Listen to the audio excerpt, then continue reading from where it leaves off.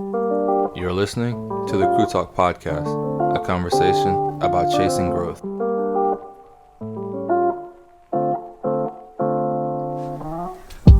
Welcome back, y'all, to Crew Talk episode 12. We got the magnificent Payton Dawson back on here. Been trying to get her a co-host, but she's been pretty busy with some yin yang. So glad to have you back on. AKA online classes, but still yin yang. Ain't trying to hear all that.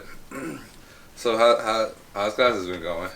You've been taking 2, right? Yeah, so far so good. So first session I took biochemistry, finished that, did pretty good in that class, although it was hard, not gonna front. And then now I'm in second session and I'm taking genetics and morality and medicine. Okay, smart girl. She's a real smart girl, y'all. Right. But yeah. So this episode I wanted to talk about like what's your dream? Like everyone has like a dream as a kid. But like we're not really kids anymore. We're kind of like getting into the adult phase, and like, what's your dream now? Like, how do you see your future playing out, or what do you want it to be, rather? That's interesting. I feel like now that like I'm starting to figure out my after college plans, because I'm moving on to hopefully grad school after I finish my senior year. Now it's kind of like where my dreams. It's like the stepping stones that these dreams are getting kick-started now. They're starting to become goals as long as I'm making those progressive steps to get there. Right. But when I think about it, it's weird how my dreams have developed over time, and like how they've changed. Like I know when I was in pre-K, I wanted to be a fashion designer up until like 5th grade. Well, those are like some nice threads on you. Shop vibeskrewe.com. And I always had these notebooks and I draw my little designs, y'all. They was real corny though.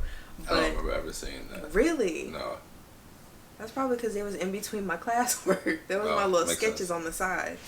But yeah, so wanted to be a fashion designer, and I don't know what kind of switched from there, because that's something like I really wanted to do. I was like, okay, cool. All up in the Big Apple in New York, working for a big company, which I don't even think a lot of people know that was my dream at one point. That's what I said. If we ask mom and dad, they probably for sure don't know. Fashion designer. And then after that, it kind of moved to being a dancer. You know, I did dancing from when did I start that? Like 1st grade? Somewhere in that area. 1st, 2nd grade, and I did that through 6th grade, so it wasn't even that long, but that's what I love doing. And then I switched over to cheerleading, so that kind of faded out my dance dream because I got caught up with other things like extracurriculars in high school. I thought if you did cheerleading, you were gonna stop that and then go back to dancing. I wanted to, but I feel like once we moved back here, I had to go through the whole process of finding a new dance studio that like I wanted to be at, you know? Yeah. And I had been at North Shore Dance Academy for 7 years. Almost 7, like 6-7 years, right? Yeah, it's weird hearing you say 7 years, but yeah, right? it was about that for like 6-7 years, and like I actually liked it there, and I always imagined myself starting from the bottom and then getting up to being like a instructor or like a co-instructor and stuff like that. So then when we moved back here, because I get to start from school, ground zero. Yeah, so I started cheerleading, and I got wrapped up with cheerleading, and I was like, I don't really think I can do cheerleading and dance at the same time. Yeah. So then that dream kind of like faded out. But at this point, I just like watching dancing. But onto like my current dream. As far as like current dream is to be in the medical field. You know, I always tell people it's something it's laughable, but it's like Grey's Anatomy really kind of kickstarted that. You think so? I do, because like when did you start watching it? Because it's like 16 seasons in. I don't remember seeing you watch it on TV. No, because I started when they were all uploaded to Netflix. Okay. I started early in high school. Like, the end of my freshman year, early sophomore year, or maybe during that summer, and I was binging Grey's Anatomy and binging. And, like, I've always liked science. Like, I was never really a history person. Right. Math, it was like, okay, it was fun, but that was way back when it was pre-algebra and algebra. Simple math. Then I got to geometry, and I was like, I'm not really feeling this. Then I got to calculus, and that just completely hit me all types of ways. So I wasn't a fan of that, which I'm good at math. I just prefer not to do it. So do you think that if you wouldn't start Grey's Anatomy, you wouldn't have chosen to pursue medicine? No, because I do feel like my passion for doing it has just been an underlying thought at that point. Mm-hmm. And Grey's Anatomy was kind of the first thing that I was like, okay, like let me actually think about, is this something that I would want to do? Right. You know, so like I've always had the interest in medicine. Like we go to our pediatrician, and I went through the phase of wanting to be a pediatrician. I wanted to work with kids, which then I realized that it wasn't necessarily that I wanted to work with kids as much as I just wanted to be a healthcare professional. Right. You know, like I wanted to be in medicine. I wanted to be a doctor, some kind of physician. And so I think that Grey's Anatomy was kind of like that exposure I got to the various things in medicine that you could do. You know, because like up until then, orthopedics, you know, and pediatricians, that's really the only things that I paid attention to. Obviously, like general practitioners and stuff like that. Those are like the only doctors you, like a healthy person would come in contact with. Exactly. The basic ones. And then that's when I was actually exposed to different things. And then as I got up in my curriculum in high school, when I started taking AP Bio, then I was like, okay, like I like learning biology. And once we got to like evolution and we started looking at more diagnostic stuff from like a molecular perspective, I was like, okay, this is actually pretty interesting. And that's what made me think, all right, I'm gonna go into college, I'm gonna study biology.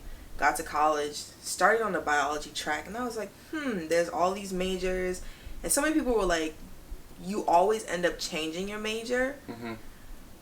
But I had a feeling that going into college, knowing that I wanted to do biology, like there was like a truth in that. You know, so I looked at majors that was still in the health or the science area. I looked at rehab science, looked at emergency medicine.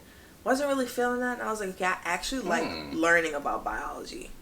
You know, so then I got through all that, and then I was like, okay, so having the idea of all the different professions in medicine, I was like, yeah, this is definitely what I want to do. Yeah, so you see, well, obviously you said potentially going to grad school after you finish, so any specific, what's your dream scenario as a healthcare worker? Work in a hospital, be a chief, own your own practice, Doctor Without Border, I think I really want it, so I want my that dream, nitty gritty juice for the audience. My dream is to have done it all. Okay. You know, I feel like I don't want to limit myself in doing just one thing, like just working in the hospital or just doing research or just doing like abroad or a medical brigade, something like that. I want to kind of get my little taste of everything. So that's my dream. Be able to work into a hospital and then move on to doing some research, get to opening up my private practice, just because I feel like I have an independence and a leadership to be able to succeed in doing something like that, especially if I am good and I've acquired all the knowledge and I become good at what I do as a medical professional, then having my own private practice would be beneficial for me to like have my dreams and my goals. I feel like that would be my peak. Once I've had my private practice and I'm in the position where I've set this up, kind of started my own legacy in the medical field. The PD MD facility. It just came to me. I'm sorry. So moving on, and then that was hard. Kind of going to doing abroad work. Okay. You know, because like I've always wanted to travel, and I think having the opportunity to travel during a gap year, which is my plan, take a gap year, do some traveling, volunteering abroad, all that, shadowing. So you just want to be an all-around doctor. You just want to like just touch every sector. You never know. You might touch a sector and fall in love with it and say screw the rest of them. Which is true, but I do think that throughout all of that, I would still maintain the dream of wanting to be able to dabble in everything.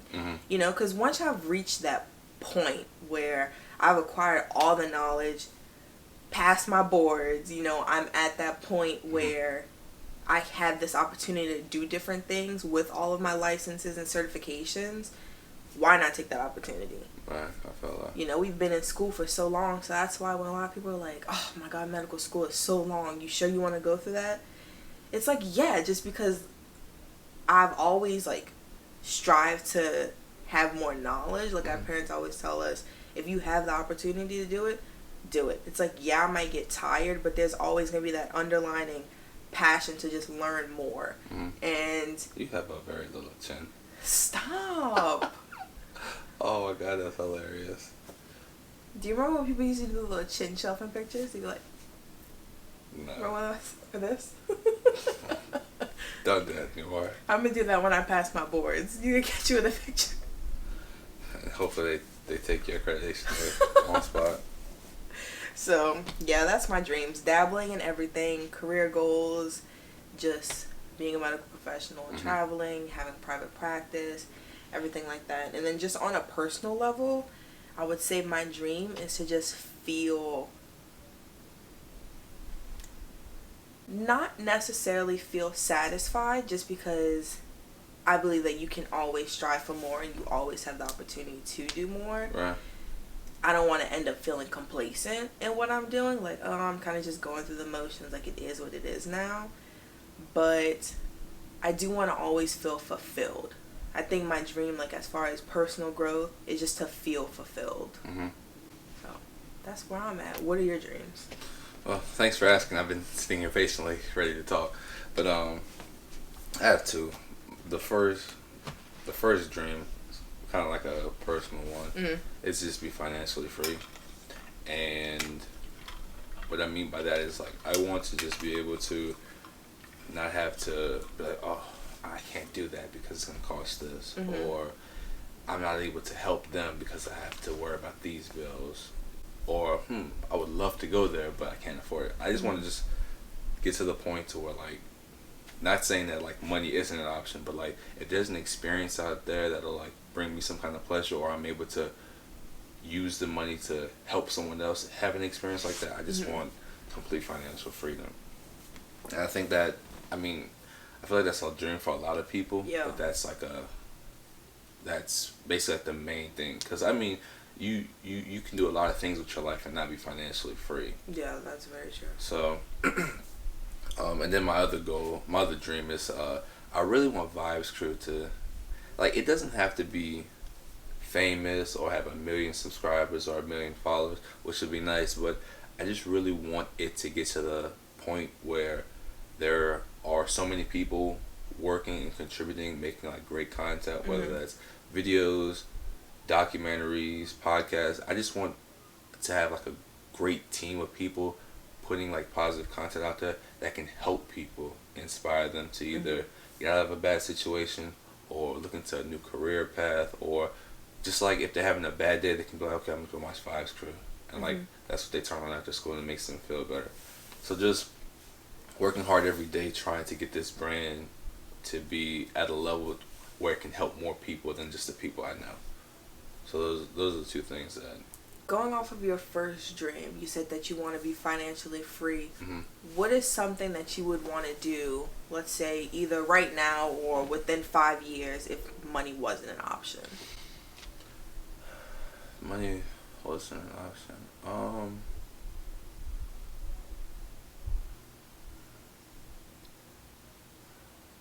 I mean, complete the things on my bucket list. And I mean, every day I come across something, I'm like, dang, let's add that to the bucket list. So we got a pretty cool vlog coming out maybe sometime this month.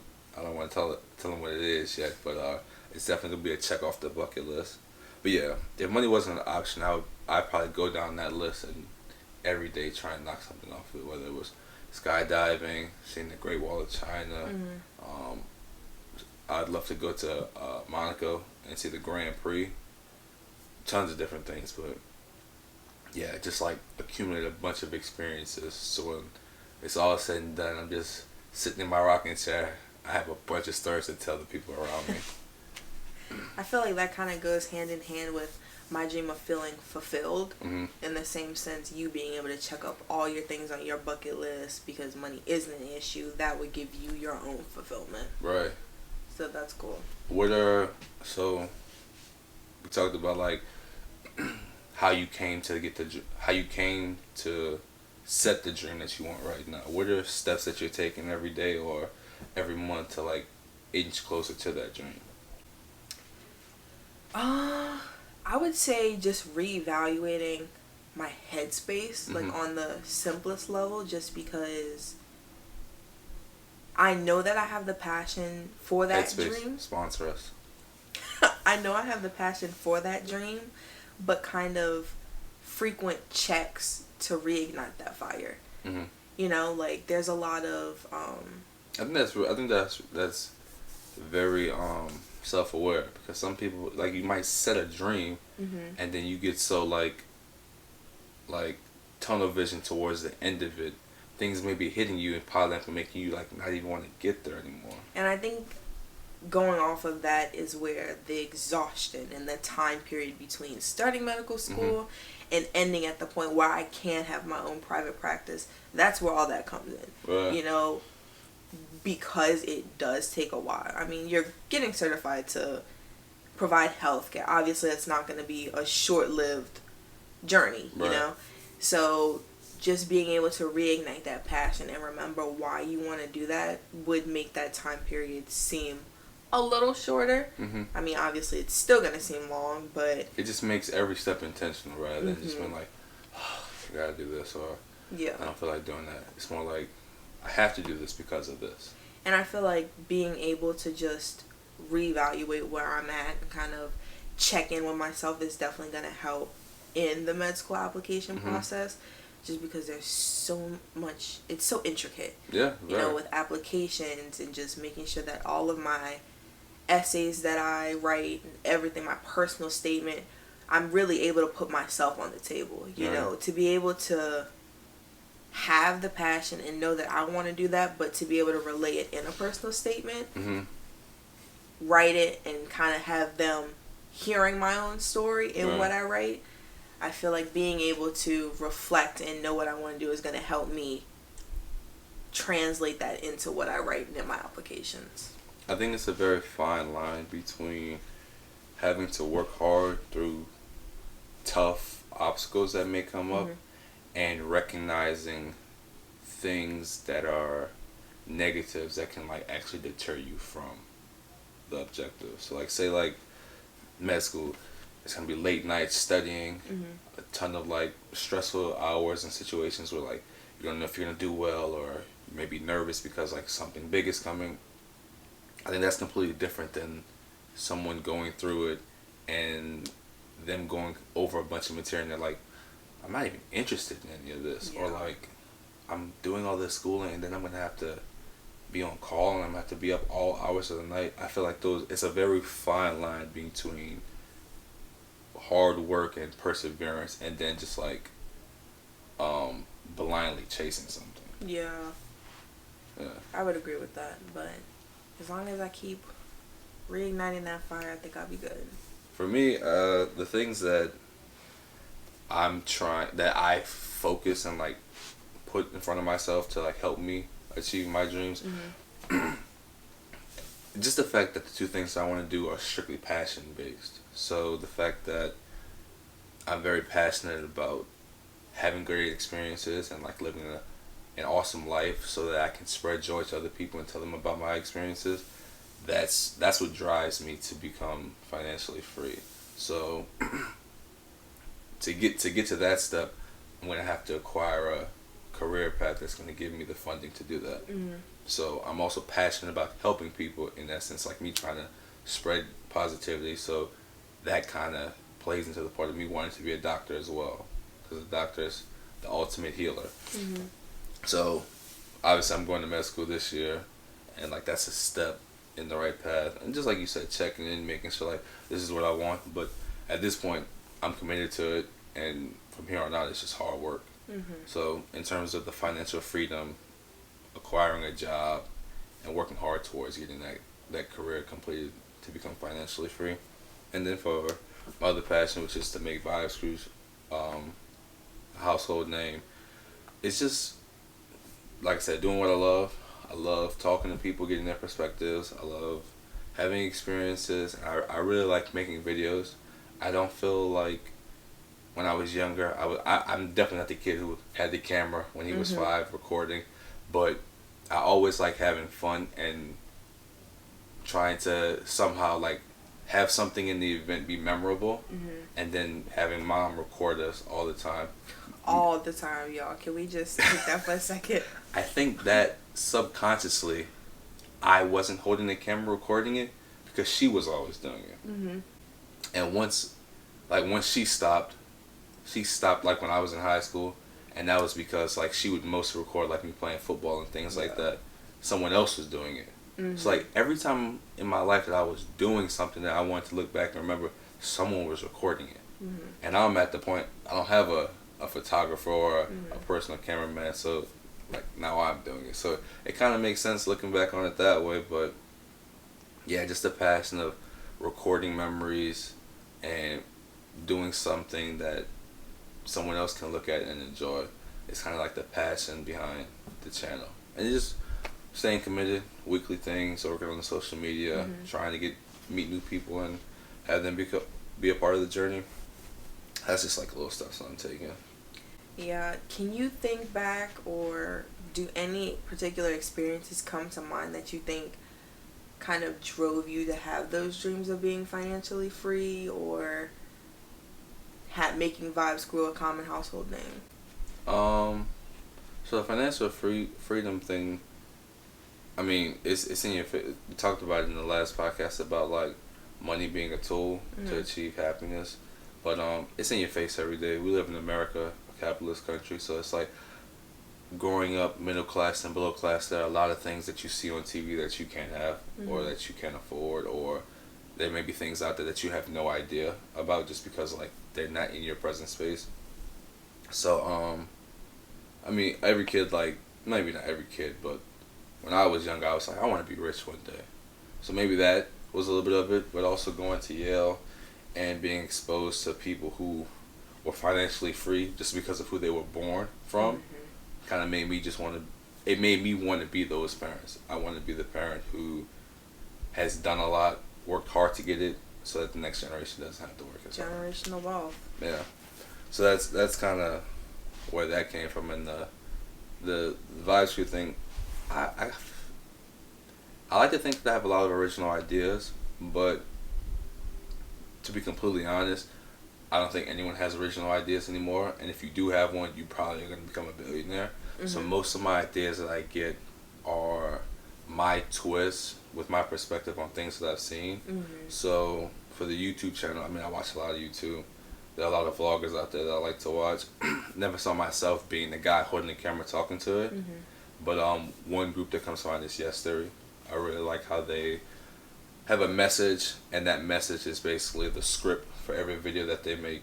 And I remember watching the first video, and I was like, wow, I really relate to these guys. It's super relatable. The fact that each guy is a different nationality, and like they spread positivity, and like that was one of their biggest messages at first. I was like, wow, I like this. I could see myself doing this. So that was the motivation to start a YouTube channel. I had already started the brand before I came across them, but seeing how they spun their message using visuals and like going out in public doing different things is what made me want to like pick up the camera and to like actually like be in action rather than just like doing something like corporate with a brand. Yeah. That's cool. And I think going off of a comment you made a little bit further back about how you've gone from being the person behind the camera to now you're the person on camera and the mastermind behind it all. You know, you've created Vibes Krewe as your brand, and now you're kind of crafting it to get it out there. I think that's interesting how you talk about your growth and then the message of Vibes Krewe being chasing growth. Right. So it's kind of as if your subscribers, the people who are watching your videos, they're watching your growth in the same sense you're inspiring their growth. So it's like piggybacking off of one another. Yeah, and I think that the message of chasing growth is just so inviting to everyone. Like you don't have to be an athlete to want to find personal growth and like better yourself. You don't have to be a millionaire and grow your mind by like surrounding yourself with. You could just be like a 10-year-old kid who just wants to grow and like learn more about the world. And if watching my videos teaches you something about that, then you're chasing growth. Yeah, and even if it's chasing growth in the sense that you're kind of thinking outside of the box, like your episode you did on defunding the police and what exactly is happiness and money being a tool of happiness, different things like that. It makes you kind of step out of your own box and listening to other people's testimony. It's like, okay, like you never know who might watch this video and be like, okay, I wanted to do medicine too, and here she is. She watched Grey's Anatomy and was like, yo. Yeah. They might think, that's very interesting. I actually watched Grey's Anatomy and that sparked my interest in it too, or ignited the fire that I had underlying.